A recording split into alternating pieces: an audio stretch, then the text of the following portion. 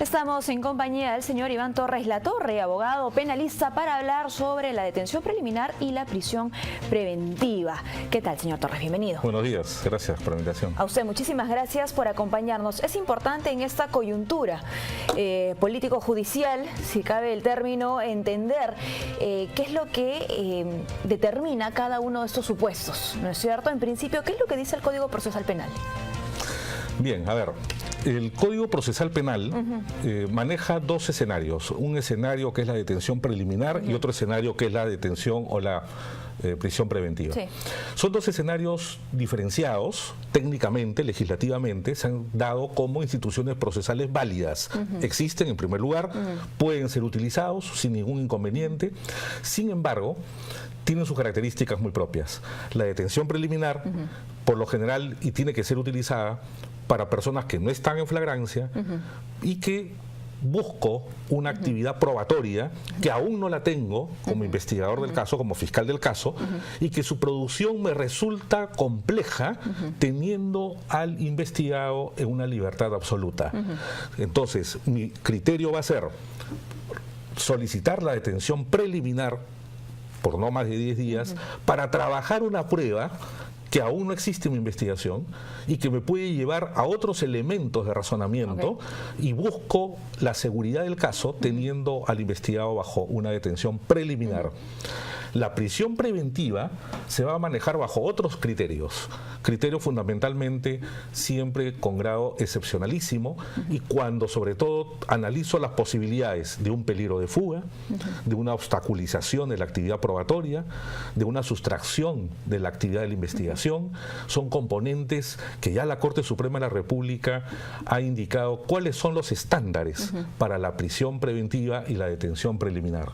Ahora, es importante entender esos estándares, puesto que en nuestro país en promedio existen 3.000 jueces, 6.000 fiscales, y queremos entender también sus criterios en base a lo que usted ya ha mencionado, ¿no es cierto? ¿Qué determina que un fiscal pida prisión preventiva, pida una detención preliminar, y qué determina también que un juez efectivamente la dicte y también el plazo, ¿no es cierto? Porque eso es lo que se está discutiendo muchísimo recientemente, ¿no? Que mientras más se pida, hay la probabilidad de que se otorgue un poco menos, pero en este caso estamos viendo de que siendo el máximo plazo 36 meses es efectivamente lo que se da.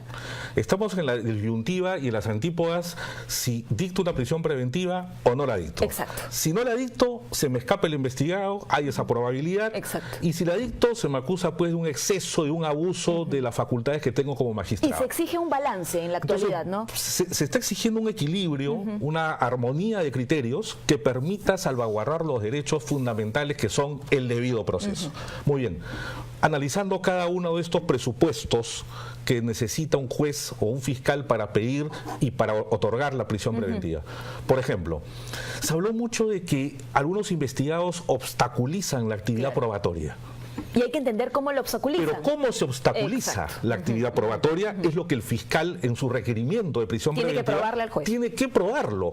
No solamente tiene que decir tengo sospechas que habrían terceros que están intrometiéndose en la investigación fiscal. No, tiene que existir un hecho concreto de que se está obstaculizando la actividad probatoria y no por parte de terceros, sino por parte del mismo investigado.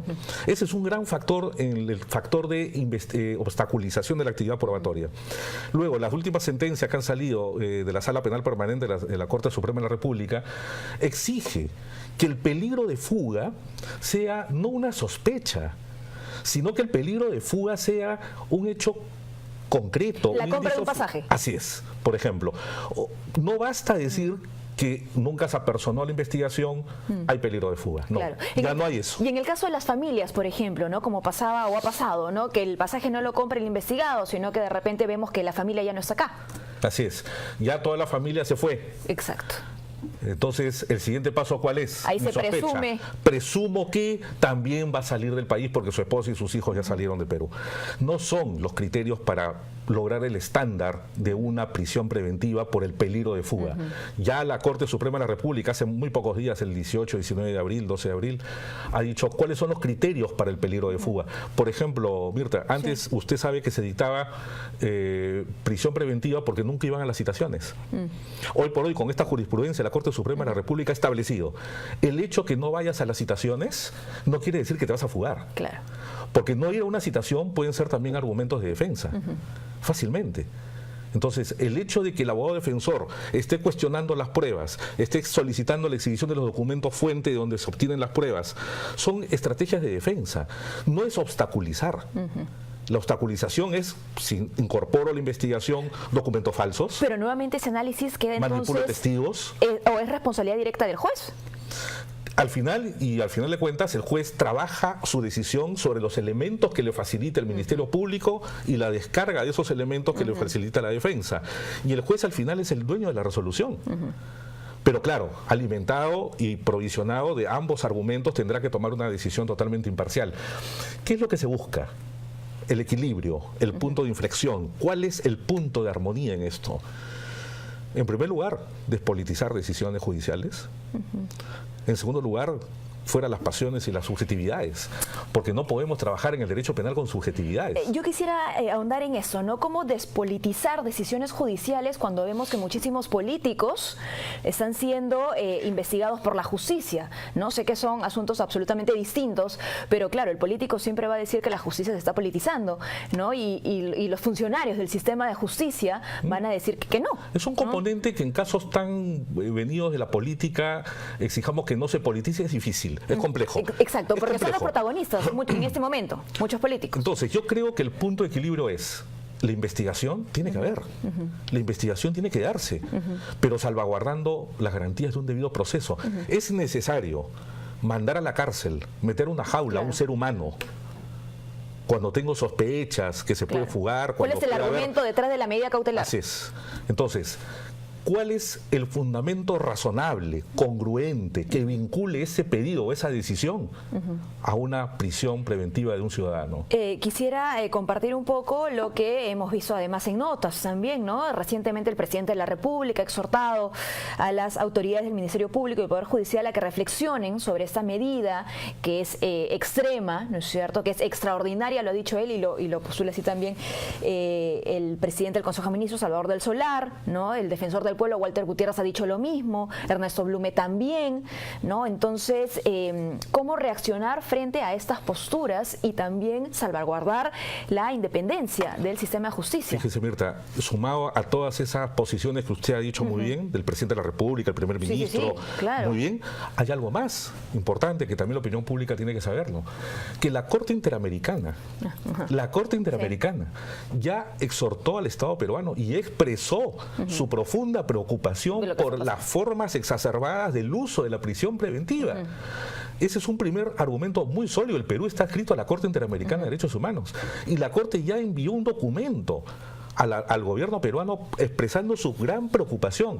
Y el segundo elemento, si no queremos hablar de documentos, si no queremos hablar de papeles, el segundo elemento fáctico, el segundo elemento de hecho que nos indica que hay un abuso, un excesivo uso de la prisión preventiva, es que la población carcelaria, Mirta, accede al 40% de los presos en el Perú solo por prisión preventiva. Exacto. Hay en la actualidad, según una reciente estadística, 35.000 recluidos en cárceles esperando... Por prisión preventiva. Exacto, esperando una sentencia. Exacto, ¿no? Entonces, claro, esto de inmediato nos tiene que llamar a la reflexión sobre cuáles son los argumentos detrás, ¿no?, de esta medida. Ojo que lo que mencionaba sobre la Corte Interamericana de Derechos Humanos y esta preocupación no es reciente, ¿no es cierto? En el 2017 se publicó un informe que decía medidas para reducir la prisión preventiva y señala que el uso no excepcional de la prisión preventiva continúa constituyendo uno de los problemas más graves y extendidos que enfrentan los estados de la OEA en cuanto al respeto y garantía de los derechos de las personas privadas de libertad.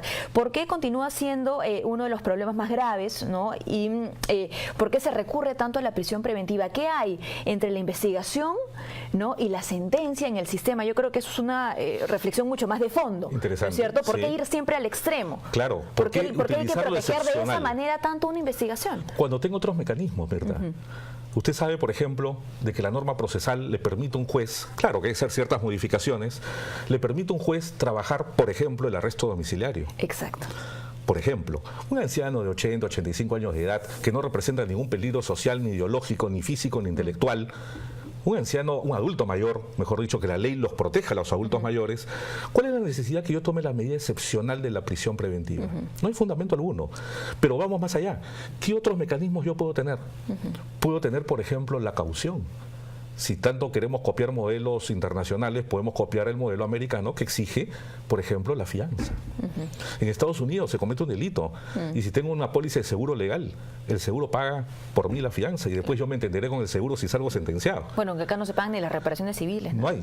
Pero si yo quiero estar en libertad durante mi proceso de investigación, Claro. el fiscal me puede decir, señor, usted es un hombre solvente, es un empresario, es un político, tiene ingresos permanentes, avanque usted, aporte una fianza y le doy una libertad bajo restricciones. Medida que seguramente tendría detractores también, porque pues, en Seguro. nuestro país obviamente no todos pueden tener la podrían. capacidad. Exacto. Entonces, para los casos que no pueden ser mirados estrictamente económicos, yo puedo fijar, por ejemplo, ampliar y extender el uso de los grilletes electrónicos, que lamentablemente por una falta de diligencias de presupuesto y de aplicación de políticas Porque penitenciarias, sería muy costoso, es lo que han dicho en algún momento. no se puede trabajar los grilletes, pero los grilletes pueden tener diferentes precios, porque al final lo paga el interno, no lo paga el Estado. Claro.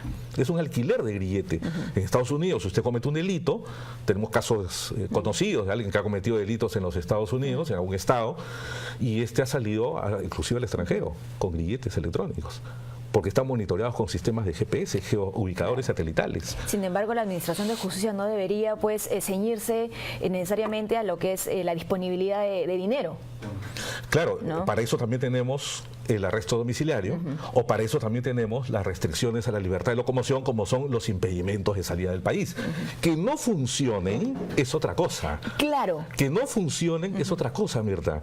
Fíjese que no nos podemos descuidar y desorientar con el hecho que no funcione el mecanismo de que la policía cuide las fronteras. Eso no tiene nada que ver. Claro.